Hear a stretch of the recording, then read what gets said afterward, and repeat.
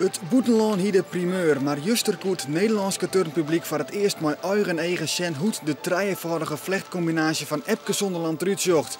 Alles in Ahoy wordt stil aan, zodat Elsen genietje kind van het spektakel.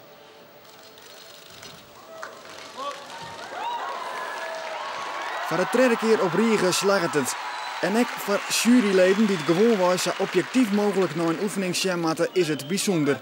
Als ik in het buitenland kom, dan praten alle juryleden vol over Epke. Het is eigenlijk het enige gespreksonderwerp wat er is op het moment. Vanwege het spektakel wat hij laat zien. En ik denk dat de juryleden onbewust op een andere manier naar zijn oefening kijken. Het zou eigenlijk niet mogen, maar ik denk toch dat het zo is. Bart Deurlo, die dit weekend Nederlands kampioen op de meerkamp waard, is lyrisch voor zijn collega turner.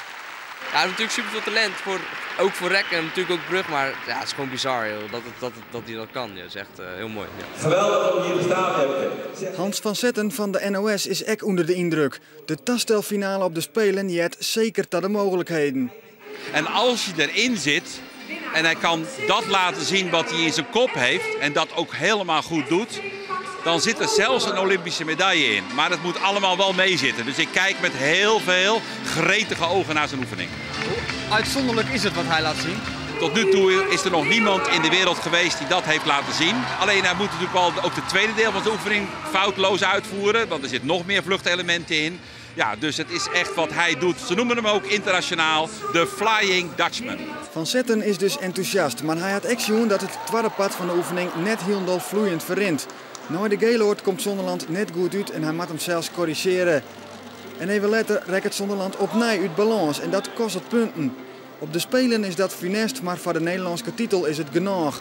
Hiel mooi de oorsprong, want die is perfect. Hij zit in één keer stil, zat het jet.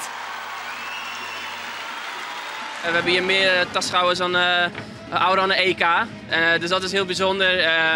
Alleen Nederlanders maken het ook nog extra speciaal.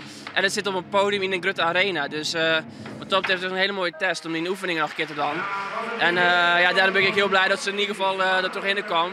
En de perfecte oefening inderdaad, zonder die Grutte fouten, voornamelijk op rekstok, die moet samen hier komen. Maar we hebben ook nog even de tier, dus dat is wel een heel lekker gevoel. Toch blijft het een oefening, maar een heel soort risico's. Daar binnen alle partijen het wel is. Ja, het neemt buitengewoon veel risico, want dit zijn elementen die aan elkaar worden verbonden. Dat luistert op honderdste van secondes. Dus als je net iets te vroeg of te laat timed of net de verkeerde slag neemt. Nou ja, het zijn zulke kleine minuscule verschillen die het verschil maken tussen succes en falen. Ik neem aan dat hij medaille wil en dan moet je wel risico nemen. Ik bedoel, dat doen die anderen ook, anders win je niet. En als hij het doet, dan doet hij het ook goed. En als hij niet doet, als hij valt, dan valt hij. Ja, dan heeft hij het tenminste geprobeerd. Maar dat is ook de turner Epke. Die moet het van spektakel, van risico hebben. En dat maakt hem juist extra bijzonder, denk ik.